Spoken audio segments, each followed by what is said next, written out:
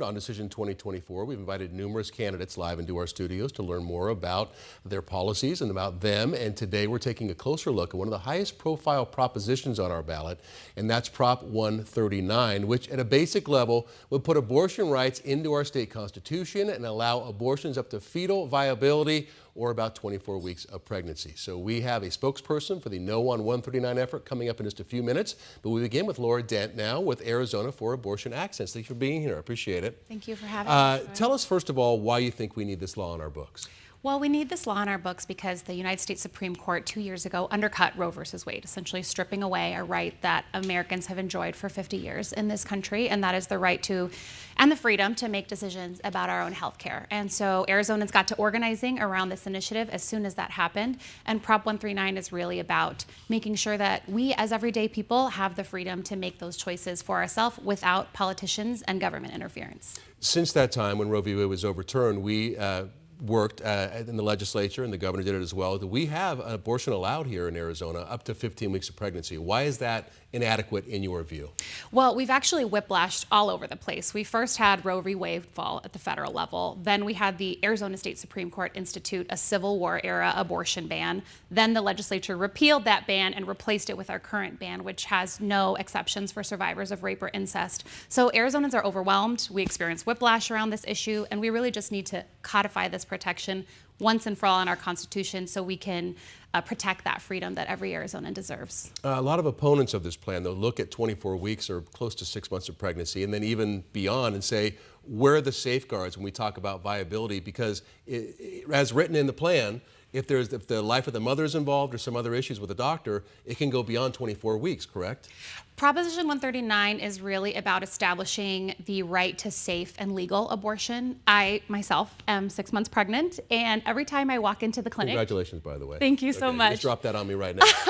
Yeah. Every time I go to the clinic to see my midwife, I'm optimistic, I'm excited, but there's a little bit of fear because pregnancy brings health risks and complications. And what folks don't talk about is when there are some of these late-term abortion experiences, it's in really tragic circumstances where folks want to have their child, want to bring their child into the world, and unfortunately have issues and complications that don't make that a possibility. So the current ban restricts access to care for those women. I've met some incredible leaders on this campaign that have fled the state in order to get the abortion care and the health care that they need, and have had to essentially get incredibly sick before they can get the health care that they need in Arizona. So our current ban is failing us, and that's why we need voters to support 139. So from what I understand, it's fairly close with the polling here. What would you say to people who are on the fence? What we have another week and a half or so? What would you say to them right now? I would say right now that our personal feelings about abortion are not what's at play here. This is about the freedom for every individual to make their own decisions. And it doesn't mean that's how I feel. It doesn't mean that's how you feel. It's about respecting the fact that no politician is ever going to understand our lives better than we do. And we need to extend that freedom to every voter across the state and support 139. Laura, thank you for coming in. So again, working on our commitment to keep you informed during Decision 2024, we're taking a closer look at one of the highest profile propositions on our ballot, Prop 139, which would put abortion rights into our state constitution. We talked to a pro-member just a short time ago, and now we have Cindy Dahlgren here. Hello, Cindy. You do not want Prop 139 to pass. Why not? Well, let's start with the fact that there is no ban.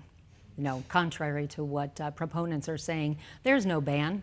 Abortion is legal here in Arizona up to 15 weeks, that's almost 4 months, and then beyond that for any medical emergency. And that's a very broad exemption. Even Attorney General Chris Mays says that that covers those late-term crisis pregnancy complications that proponents were just talking about. They're already covered under Arizona law. And also the miscarriage treatment, already covered under Arizona law. It's 362151. So you support the 15-week ban or the 15-week law that's on our books right now? Well, we actually, our organization is made up of a bunch of people from various views. We have pro-life, pro-choice, Democrats, Republicans. So we don't take a position, but we all agree that this amendment goes too far because it gets rid of a lot of the safety precautions that we have in place to protect girls and women who do get abortions. Like what? Like the critical ultrasound. If a woman does not get an ultrasound before taking the abortion pill and she has an ectopic pregnancy, it could kill her. If she's further along than she should be in taking the pill, pill, it could lead to very serious complications. And you're saying that's a after the fundamental abortion- difference between what we have now, the law in our books now, and how this proposition is written. Yes, exactly. The ultrasound, even the attorneys for proponents said that the required ultrasound now would not stand under Prop 139. And if a woman doesn't have an ultrasound after taking the abortion pill, she still has fetal remains in her uterus, it could kill her. We saw that in Georgia. So these are critical safety precautions. These are not just burdens like they call them. And it's important that voters know that there is not a ban and that those miscarriage treatment is covered, and those late-term abortions, or those late-term abortions that are possibly necessary in case of those late-term, very sad situations where there are complications later in pregnancy. And right now, women are getting that coverage, and doctors are not afraid. It's already protected under Arizona law. But they're telling voters the opposite of that, and they're trying to manipulate voters and tell them that there's a ban when there's not. And I think that's because they do not want to talk about the specifics of this No, amendment. let me stop you really quickly. I keep hearing that they're saying there's a ban, and I've seen it on billboards and things, but specifically, I don't remember anybody ever saying abortion is banned in Arizona. I think most people know that abortion is not banned in Arizona. Well, I don't know about that, because when we've talked to people, they're a little confused on what it is, because the TV commercials and the woman that was just here, she called it a ban. They call it a ban to misrepresent it and manipulate voters into thinking they need Prop 139 in order to get access to abortion, and that's not true.